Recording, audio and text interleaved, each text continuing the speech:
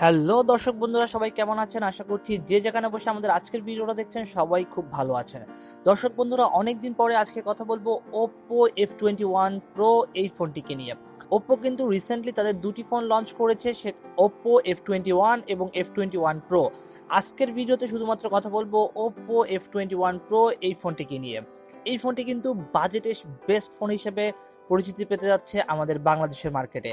আগামী 10ই এপ্রিল কিন্তু এই ফোন দুটি বাংলাদেশের মার্কেটে অফিসিয়ালি লঞ্চ করা হবে এবং কত টাকায় লঞ্চ করা হবে, কেমন স্পেসিফিকেশন, কি থাকছে এই ফোনে, এই সব খুঁটিনাটি বিষয় নিয়ে কথা বলবো আজকের পুরো ভিডিওটা জুড়ে এবং আপনাদেরকে একটা সলিউশন দেওয়ার চেষ্টা করব যে এই বাজেটে এই ফোনটি কি সবথেকে বেস্ট নাকি এর থেকেও ভালো কোনো অপশন আমাদের বাংলাদেশের মার্কেটে রয়েছে। সো খুঁটিনাটি সব বিষয় নিয়ে কথা হবে আজকের ভিডিওতে। কোথাও যাবেন না, পুরো ভিডিওটা মন দিয়ে দেখবেন এবং আপনাদের ফোনটি কেমন লেগেছে অবশ্যই সেটা কমেন্ট বক্সে কমেন্ট করে জানাবেন। প্রথমে যদি এই ফোনটির ডিজাইন এবং বিল্ড কোয়ালিটি নিয়ে কথা বলতে চাই, বিল্ড কোয়ালিটি স্ট্রং এবং প্রিমিয়াম কোয়ালিটির। এই ফোনটির ডিজাইনের সব থেকে আকর্ষণীয় বিষয় হচ্ছে এর পিছনের লেদার ফিনিশিংটা। এর পিছনে কিন্তু লেদার ফিনিশিং থাকায় কোনো প্রকার ফিঙ্গারপ্রিন্ট ক্যাচ করবে না। এছাড়া এই ফোনটির হ্যান্ড ফিলও কিন্তু খুবই চমৎকার দিবে। এই ফোনটির পিছনের উপরের অংশে কাট আউটের মাধ্যমে বসানো আছে এর ডুয়েল ক্যামেরা সেটআপটি। এছাড়া সামনের দিকে আসলে দেখতে পারবেন একটি ফুল ভিউ ডিসপ্লে, যার উপরের দিকে বাম পাশে পাঞ্চল কাট আউটের মাধ্যমে এর সেলফি ক্যামেরাটি বসানো হয়েছে। এবারে যদি এই ফোনটির ডিসপ্লে নিয়ে কথা বলতে যাই, এই ফোনটির ডিসপ্লেতে রয়েছে 90 হার্টজের একটি অ্যামোলেড প্যানেল, যেটি কিন্তু 600 নিটস ব্রাইটনেস সাপোর্ট করে। এছাড়া 800 নিটস পর্যন্ত পিক ব্রাইটনেস রয়েছে। এই ফোনটির স্ক্রিন সাইজ কিন্তু 6.43 ইঞ্চি এবং screen to body ratio 85%। So বলাই যায় যে ফোনটির ডিসপ্লে কিন্তু পুরোটাই A+ ক্যাটাগরি। এই ফোনটির ডিসপ্লেতে রেজুলেশন হিসাবে রয়েছে 1080x2400 পিক্সেল এবং 20:9 রেশিওর একটি 409 পিপিআই ডেন্সিটির ডিসপ্লে, যেটিকে প্রোটেকশন দিচ্ছে কর্নিং গরিলা গ্লাস 5। এছাড়া যদি এই ফোনটির প্ল্যাটফর্ম নিয়ে কথা বলি, এই ফোনটি কিন্তু রান করছে অ্যান্ড্রয়েড 11 কালারওয়েস 12.1 এ। এছাড়া এই ফোনটিতে প্রসেসর হিসাবে ইউজ করা হয়েছে Qualcomm স্ন্যাপড্রাগনের 680 একটি 4G চিপসেট, যেটি 6 ন্যানোমিটার আর্কিটেকচারে বিল্ড করা হয়েছে। এছাড়া এর সিপিইউ হিসেবে রয়েছে অক্টাকোর সিপিইউ, যার 8টা কোরের মধ্যে 4টা কোর 2.4 গিগাহার্টজ, এছাড়া 4টা কোর রয়েছে 1.9 গিগাহার্টজের। এছাড়া এই ফোনটির জিপিইউ হিসেবে কাজ করবে অ্যাড্রেনো 610। সো এই ফোনটির পারফরমেন্স কিন্তু ওভারঅল লো কোয়ালিটির বলা যায়। এই ফোনটি যে বাজেটে লঞ্চ করা হচ্ছে সেই বাজেট তুলনা করলে কিন্তু এই ফোনটির যে প্রসেসর সেটি কিন্তু খুবই নিম্নমানের। এছাড়া এই ফোনটির পারফরমেন্সও কিন্তু নিম্নমানের।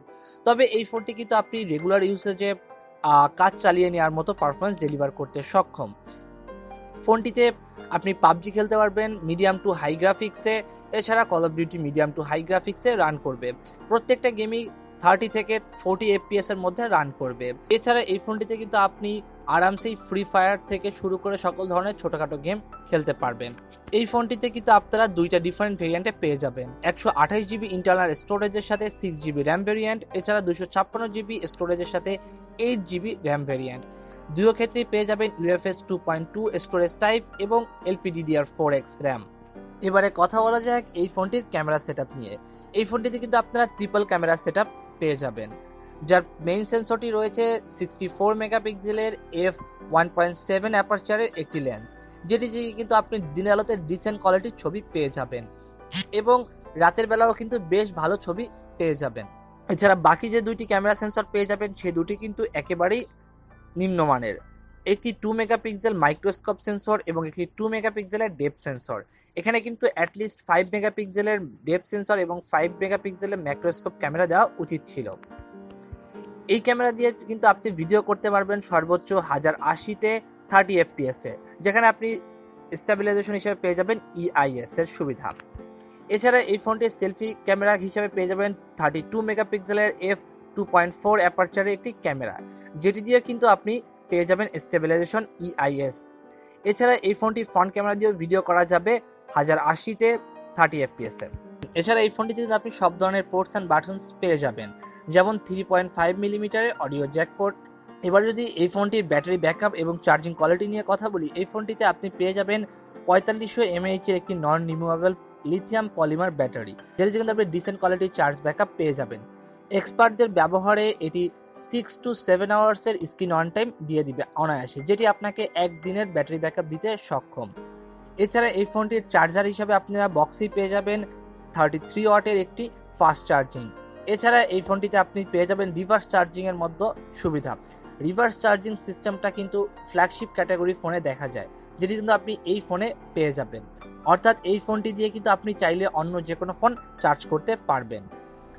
এই ফোনটি কিন্তু আপনি দুটি ডিফারেন্ট কালার ভেরিয়েন্টে পেয়ে যাবেন, একটি হচ্ছে কসমিক ব্ল্যাক এবং অন্যটি হচ্ছে সানসেট অরেঞ্জ। সো এই ছিল এই ফোনের সকল স্পেসিফিকেশন এবং সকল ডিটেলস তথ্য। তো এবারে কথা বলা যাক এই ফোনটির লঞ্চিং ডেট এবং এই ফোনটি আপনাদের জন্য কতটুকু যুক্তিযুক্ত হবে ক্রয় করা। এই ফোনটি কিন্তু আগামী 10ই এপ্রিল বাংলাদেশের মার্কেটে অফিসিয়ালি লঞ্চ করবে এবং ধারণা করা হচ্ছে এই ফোনটি 27,000 টাকার আশেপাশে লঞ্চ হতে পারে।